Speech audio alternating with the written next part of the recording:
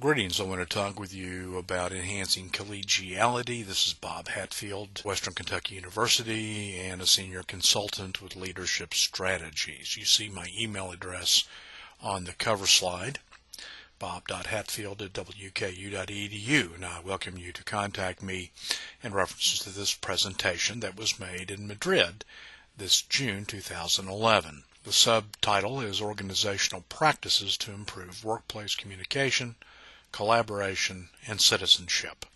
I would like to start by saying thanks to all the wonderful participants in this year's management conference in Madrid. I came away with a number of ideas, and I hope that you did too. Thanks also to the leadership and support staff associated with the International Conference on Knowledge, Culture, and Change in Organizations there. Thanks finally to our hosts at the Universidad San Pablo, CEU, sponsors of the College of Education at the University of Illinois, and the innovative and helpful staff at Common Ground Publishing. Now on to the PowerPoints that I discussed at the meeting. Collegiality. Is it confusing? The definition may remind us of the famous quote from the U.S. Supreme Court Justice Potter, writing when talking about defining pornography. I'll know it when I see it. A collegiality case, I would mention, is about becoming known. The coach was told of a third-year review that was getting some negative spin. The individual had some research issues and some issues about their teaching evaluations, and they were ready for that, but the main criticisms actually surprised that person being reviewed, that professor, and the comments included, "We don't feel like we know you. You seem unengaged and peripheral to the department." How do you solve that? Well, it was suggested the person needed to be better known and better liked by their colleagues and viewed as a team member. So we might want to keep that kind of case in mind as we look at this material on collegiality. There's been a rise in the use of collegiality. The three pillars of tenure and promotion policies in the United States are the three pillars of teaching, research, and service. But in 1981, we had a case called Mayberry versus Dees, and it upheld collegiality that was in the faculty handbook as a fourth pillar, if you will, and therefore a reasonable standard to be used for or against someone's tenure or promotion.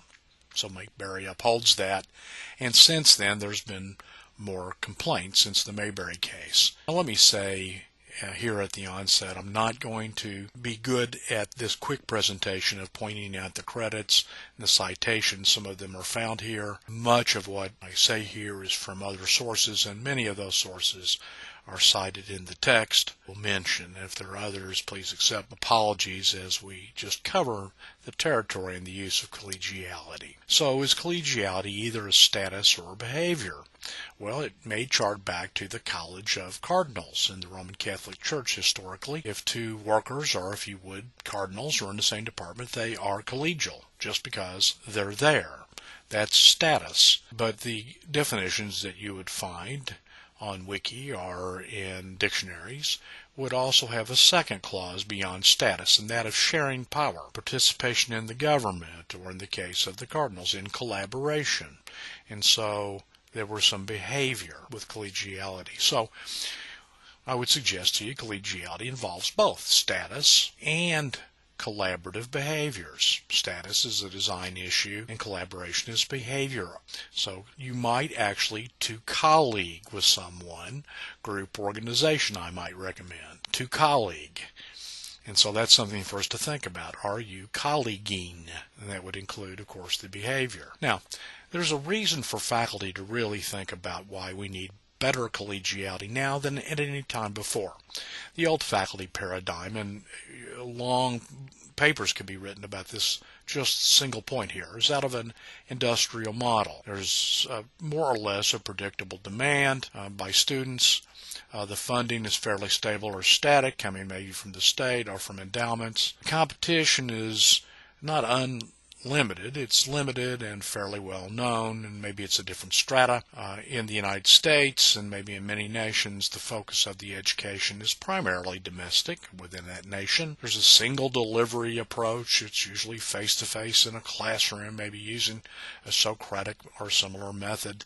And the curriculum design is long-term. It doesn't get reviewed that much, and it certainly has not changed that often. It's the old industrial model, and certainly is descriptive of many in the United States. There is a new faculty paradigm at play. It's more knowledge or information based, and some of the factors are there that there's more of a shifting demand. It's not just high school seniors coming on to college, and there's a big change in funding. A lot of the public schools these days in my country are only fractionally funded by the state. Some are calling themselves state-assisted rather than state-funded.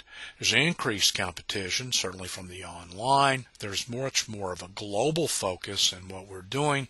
There's multiple delivery systems, not just face-to-face in a classroom, but hybrid, online, they're on demand, executive kinds of deliveries, telepresence, many ideas here, technology-driven, many of them. And there's a short-term review time on curriculum. The curriculum just simply needs to match the acceleration and change in the overall culture. And so in 2006, I published an article saying that we could break the behaviors of collegiality down into 3 dimensions.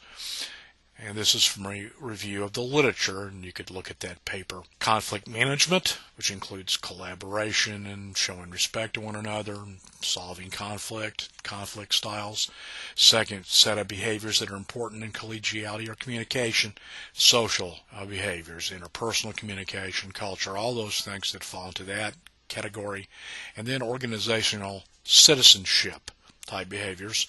Denny Oregon has broken those down in sets of literature going back a couple of decades, and I think they fit very well what I found in the literature reviewing how collegiality is discussed. Civic virtue, doing your share, courtesy, calling on people and know what you're up to, being a good sport, not wearing people out with complaints, conscientiousness, doing your job well, and altruism, doing things without an immediate return. And so these are the kinds of behaviors that was found in the literature in trying to define what collegiality was about, or found as examples.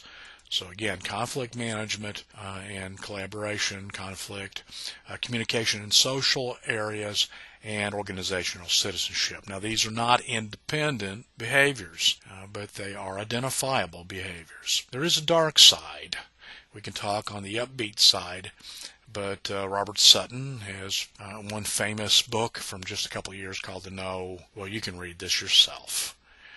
And building a civilized workplace and surviving such a workplace that isn't civilized.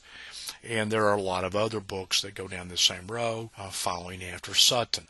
Sutton at Stanford's Dirty Dozen is the behavior of jerks and bullies, hurling personal insults, invading one's personal space or territory, in even further uninvited physical contact of touching, threats and intimidation, both verbal and nonverbal, using sarcastic jokes and so-called teasing as a way to disguise insult, writing withering emails and flame